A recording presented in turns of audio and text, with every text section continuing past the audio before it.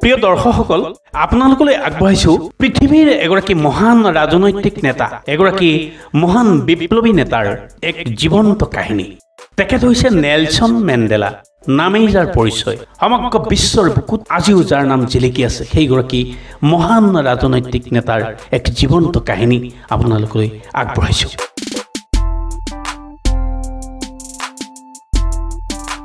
ৰাষ্ট্ৰপতি হিচাপে দায়িত্বভাৰ গ্ৰহণ কৰাৰ পিছত এদিন নেলছন মেণ্ডেলাই এজন সহকৰ্মীৰ আগত চহৰ ফুৰাৰ ইচ্ছা প্ৰকাশ কৰিলে। কাৰণ ২৭ বছৰীয়া বন্দিত্বৰ সময়ছোৱাত মেণ্ডেলাৰ বহুদিন নিজৰ চহৰখন নিজ চকুৰে চোৱাৰ সৌভাগ্য হোৱা নাছিল।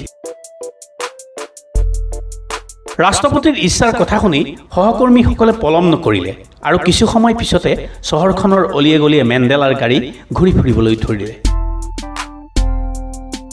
এনে সময়তে মেণ্ডেলাৰ খুব ভোক লাগিল আৰু ৰাস্তাৰ কাষত কোনো হোটেল বা ৰেষ্টুৰেণ্ট পালে ড্ৰাইভাৰক গাড়ী ৰখোৱাৰ নিৰ্দেশ দিলে। এই কথা শুনি মেণ্ডেলাৰ সহকৰ্মীসকল অবাক হৈ পৰিল আৰু মেণ্ডেলাই কথাটো বুজিব পাৰি কৈ উঠিল, ভোক লাগিছে যেতিয়া খালেই হ'ল। কাৰাগাৰত অত বছৰে ইমান নিম্ন মানদণ্ডৰ খাদ্য খাব পাৰিছিলোঁ যেতিয়া, সহজে নমৰো দিয়া। কথামতেই কাম। চহৰখনৰ এখন সৰু ৰেষ্টুৰেণ্টৰ এখন টেবুলত মেণ্ডেলা সহকৰ্মীৰ সৈতে খাবলৈ বহিল। এনেতে তেওঁ দেখিলে যে আন এখন টেবুলত এজন অতি বয়সস্থ লোক বহি আছে। মেণ্ডেলাই ৰেষ্টুৰেণ্টৰ ৱেটাৰজনক মাতি বৃদ্ধ ব্যক্তিজনৰ বাবে এখন চকী নিজৰ কাষতে পাৰি দিবলৈ ক'লে আৰু বৃদ্ধ ব্যক্তিজনক মেণ্ডেলাৰ লগত একেলগে টেবুলত বহি খাবলৈ ক'লে। চকীখন দিয়াৰ পাছত ৱেটাৰজনে বৃদ্ধ ব্যক্তিজনক মেণ্ডেলাৰ লগত বহিবলৈ অনুৰোধ জনালে আৰু অৱশেষত ব্যক্তিজন আহি মেণ্ডেলাৰ কাষতে বহিল। সকলো তেতিয়া খোৱাৰ মাজে মাজে কথা পতাত মগ্ন। কিন্তু মেণ্ডেলাৰ কাষত বহা বৃদ্ধ লোকজনে একো খাব পৰা নাই। তেওঁৰ হাত কঁপিবলৈ ধৰিছে। চামুচেৰে কিবা ল'বলৈ চেষ্টা কৰিলেও যেন প্লেটত পৰি যায়। এই দৃশ্য দেখি মেণ্ডেলাৰ সহকৰ্মী এজনে ক'লে, আপুনি নিশ্চয় অসুস্থ। কিন্তু মানুহজনে একো উত্তৰ নিদিলে। মেণ্ডেলাই নিজ হাতে তেওঁক খুৱাই দিলে আৰু ৱেটাৰজনক ক'লে বৃদ্ধ ব্যক্তিগৰাকীৰ বিল তেওঁ পৰিশোধ কৰিব। তেনে সময়তে খোৱা শেষ কৰি বৃদ্ধ ব্যক্তিজন যাবলৈ ওলাল। কিন্তু আচৰিত ধৰণে ব্যক্তিজন ভালদৰে লৰচৰ কৰিবলৈ সক্ষম হোৱা নাছিল। বৃদ্ধগৰাকীৰ শৰীৰৰ কঁপনি বাঢ়ি গৈছিল। মেণ্ডেলাই নিজ হাতে তেওঁক চকীৰ পৰা উঠাত সহায় কৰিলে আৰু সহকৰ্মী এজনক বৃদ্ধগৰাকীক দৰ্জাৰ কাষলৈ থৈ আহিবলৈ ক'লে।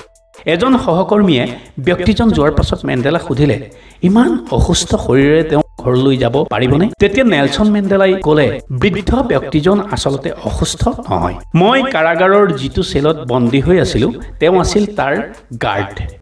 মোক কাৰাগাৰত যেতিয়া প্ৰহাৰ কৰা হৈছিল, তেতিয়া ভাগৰত মই যিমানবাৰ পানী পানী বুলি চিঞৰিছিলোঁ, সিমানবাৰে এই ব্যক্তিজনে মোৰ শৰীৰত প্ৰস্ৰাৱ কৰি দিছিল। হয় দৰ্শকসকল, এটা আচৰিত কথা। নেলছন মেণ্ডেলা যেতিয়া কাৰাগাৰৰ যিটো চেলত আছিল, এই ব্যক্তিজন আছিল সেই চেলটোৰ ৰক্ষক। এই ব্যক্তিজনক যেতিয়া মেণ্ডেলাই পানী বিচাৰিছিল, তেতিয়া তেওঁ মেণ্ডেলাৰ শৰীৰত প্ৰস্ৰাৱ কৰি দিছিল।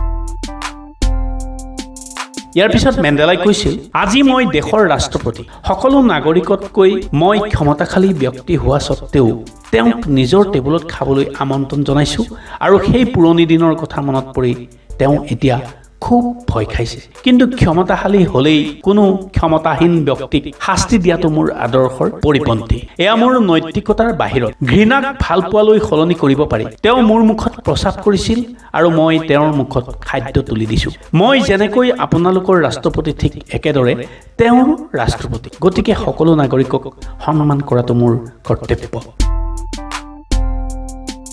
মনত ৰাখিবা, প্ৰতিশোধ লোৱাৰ মানসিকতাই এখন নিৰ্মীয়মান ৰাষ্ট্ৰ ধ্বংস কৰিব পাৰে আৰু সহনশীলতাৰ মানসিকতাই এখন ধ্বংসমুখী ৰাষ্ট্ৰক উদ্ধাৰ কৰিব পাৰে। এয়া আছিল নেলছন মেণ্ডেলাৰ সৰলতা আৰু ব্যক্তিত্বৰ এক কাহিনী। মানুহক কেতিয়াও ঘৃণা কৰিবলৈ শিকা নাছিল মেণ্ডেলাই। হয়তো সেইবাবেই বিশ্বৰ চুকে কোণে আজিও বাজি উঠে, জিন্দাবাদ মেণ্ডেলা, জিন্দাবাদ মেণ্ডেলা।